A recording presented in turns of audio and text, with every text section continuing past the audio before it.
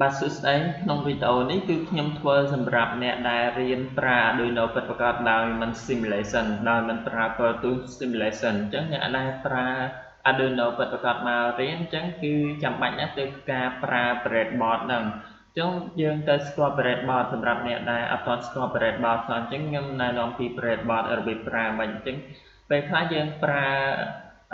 sequence ច្រើនអញ្ចឹងយើងទៅការ breadboard ដូចជាយើងប្រើ breadboard ហ្នឹងគឺយើងដោតដើម្បី connect ពីគ្រឿង electronic មួយទៅ electronic មួយអញ្ចឹងយើងអត់អាចយើងភ្ជាប់កាន់នឹងដៃបានទេអញ្ចឹងយើងទៅការដោតវាដើម្បីធ្វើដូចជាខ្សែចម្លងអញ្ចឹងយើងទៅស្គាល់ខាងក្នុងវាមិនវាអត់ជាពិបាកទេអញ្ចឹងនេះឧទាហរណ៍ថានៅពេលដែលយើងប្រើនេះការតភ្ជាប់គ្រឿងច្រើននៅក្នុង sequence យើងប្រើ LED ច្រើននឹង resistance ច្រើនយើងមិនអាចកាន់ដៃបានទេអញ្ចឹងយើងទៅការប្រើ breadboard ដើម្បីដោតចម្លងឧទាហរណ៍ថាក្នុងរូបនេះគេចង់ output អាកន្លែងនេះខ្សែបុកនេះកន្លែងភ្លើង 5V ហើយចេញពី 5V ទៅ resistance ចូល LED ចេញពី LED ចូល Arduino ជើងក្រោមវិញអញ្ចឹងយើងមិនអាចកាន់ដៃបានទេអញ្ចឹងយើងទៅការប្រើ breadboard នឹងមកជំនួយយើងទៅដោតអញ្ចឹងអា breadboard ហ្នឹងគឺបានជាខ្សែចម្លងអញ្ចឹងយើងអាចយកវា connect ពីគ្រឿងមួយទៅគ្រឿងមួយបានអញ្ចឹងយើងមកមើល breadboard ហ្នឹងបើយើងបកខាងក្នុងទៅវាគ្រាន់តែជាដែកមួយទេព្រាបបាទគឺជាលោហៈធាតុគឺគ្រឿងចម្លងដូចជាខ្សែចម្លងទេខ្សែដូចជាខ្សែភ្លើងនេះទេអញ្ចឹងគ្រាន់តែយើងប្រើ breadboard ហ្នឹងដោតគ្រឿងនៅលើហ្នឹងឲ្យវានៅស្ងៀមនៅហ្នឹងកុំឲ្យវាជ្រុះទៅណាអញ្ចឹងបើយើងបកទៅវាឃើញបែបហ្នឹងអញ្ចឹងបើខ្ញុំនិយាយពី breadboard អញ្ចឹងយើងឃើញបែបនេះអញ្ចឹងអាចជួរខាងលើនេះអាចជួរខាងលើពីលើក្រោមនេះវាគ្រាន់តែជាខ្សែគឺជាលោហៈធាតុចម្លងក៏តជាប់គ្នាអញ្ចឹងនៅពេលដែលអានេះគឺអាពីខាងលើនេះគឺវាមួយឆ្នោតជាប់ត្រង់ទេហើយមួយឆ្នោតពីស្រោបគ្នាហ្នឹងគឺជាលោហៈធាតុដែលជាប់គ្នាដូចជាខ្សែចម្លងអញ្ចឹងនៅពេលដែលយើងដោតគ្រឿងទៅគឺយើងដោតនៅលើហ្នឹងទៅដូចជាខ្សែគ្រឿងហ្នឹងវាប្រើខ្សែជាមួយខ្សែអញ្ចឹងអាពីលើហ្នឹងគឺស្រោបដោយអាឆ្នោតក្រហមដែលខ្ញុំឆូតឲ្យហ្នឹងចំណែកអាប្លុកខាងក្រោមនេះគឺវាឆូតមួយឆ្នោតចេះកន់ស្រោបគ្នាហ្នឹងអានេះក៏អញ្ចឹងដែរអញ្ចឹងយើងអាចប្រើវាជំនួសជាខ្សែចម្លងបានចាឧទាហរណ៍ថាគេ connect ពីភ្លើងពី Arduino ជើង digital លេខ8ទៅ LED ចេញពី LED ទៅ resistance មកជើង GND ជើងក្រោមអញ្ចឹងនេះបើសិនមកគេដោតខ្សែនេះមកហើយគេដោតមករុននេះឃើញតានេះមិញគឺវាស្របគ្នាអញ្ចឹងមានន័យថានេះជួរនេះ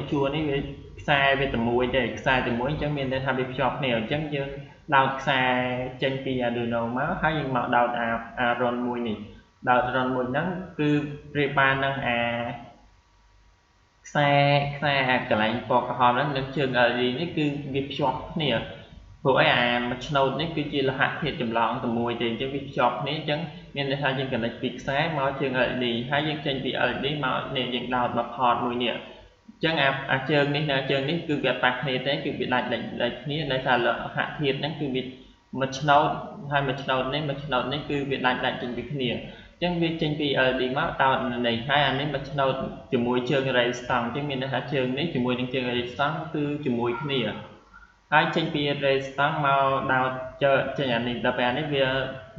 ខ្សែលោហៈធាតុវាមួយឆ្នោតត្រង់បែបនេះពីលើទៅក្រោមនេះអញ្ចឹងមានថាជើង resistance មួយចំហៀងទៀតគឺវាភ្ជាប់ជាមួយជើងខ្សែពណ៌ខ្មៅនេះខ្សែពណ៌ខ្មៅយើងដោតជួយជើងទៅនេះអញ្ចឹងចេញពីខ្សែពណ៌ខ្មៅហ្នឹងវាចូល resistance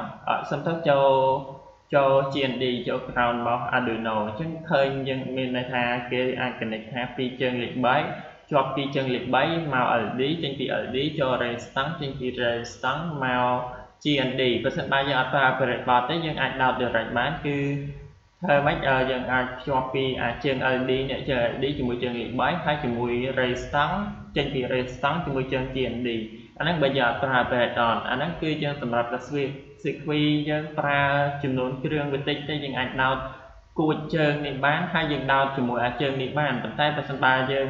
ប្រើជាមួយអ្នកគ្រឿងអ្នកវាច្រើនទេយើងមិនអាចកាន់ដោតទៅរចបានទេអញ្ចឹងយើងទៅការ breadboard ហ្នឹងមកជំនួសអញ្ចឹងយើងទៅយល់ពី breadboard ហ្នឹងអញ្ចឹង breadboard ហ្នឹងគឺគាត់លើហាក់ធាតុនៅខាងក្នុងគាត់តែប្រហោងឲ្យយើងដោតគ្រឿងទុកនៅលើហ្នឹងបានអញ្ចឹងលោហៈធាតុដូចខ្សែចម្លងហ្នឹងគឺវាមានរាងបែបនេះពីខាងលើគឺវាស្រោបអញ្ចឹងហើយខាងក្រោមគឺមួយឆ្នូតអញ្ចឹងទាំងអស់ចឹងBreadboard នេះគឺបែបហ្នឹងប៉ុន្តែយើងឃើញថានេះគ្រាន់តែមួយកណាត់ទេជាងទិញ Breadboard ខ្លះនេះមកល្វែងចាមកល្វែងនេះឆ្នូតយើងដឹងថាកណ្ដាលនេះវាមួយឆ្នូតត្រង់ដាច់ចាប៉ុន្តែពីរស្រោបនេះយើងឃើញគំនូរពណ៌ក្រហម Q ទៅដល់ត្រង់ទៅនេះវាដាច់ចេញពីគ្នាចឹងមានន័យថាជួរលើនិងជួរក្រោមពីរមួយគូហ្នឹងគឺវាដល់តែនេះគឺវាផ្ដាច់ចោលចឹងវាដូចជានេះវា board នេះគឺវាពីរដាច់ចេញពីគ្នានេះគឺកន្លែង limit របស់វាចោលវាខ្សែវាដូចគំនូរគេគូខាងលើហ្នឹងអញ្ចឹងវាដូចជាពីរកំណាត់អញ្ចឹងដល់តែនេះវាដាច់ចេញពីគ្នាខ្សែក្រហមឆ្នូតទៅនេះដល់ឆ្នូតទៅនេះវាអត់ជាប់គ្នាវាដាច់ទៅចំហហ្នឹងអញ្ចឹងវីដេអូនេះគឺមានតែប៉ុណ្្នឹងទេនិយាយពី Breadboard បន្តិចបន្តួចសម្រាប់អ្នកដែលប្រើ Arduino ពិតប្រាកដមករៀនព្រោះអីបើអ្នក simulation គឺវាអត់អីទេប្រើកម្មវិធីយើងអាចគូភ្ជាប់បានប៉ុន្តែដល់ពេលយើងប្រើ Arduino ពិតប្រាកដយើងត្រូវការខ្ចី Breadboard នេះដើម្បីដោត connect ជា sequence នឹងបានបាទអរគុណ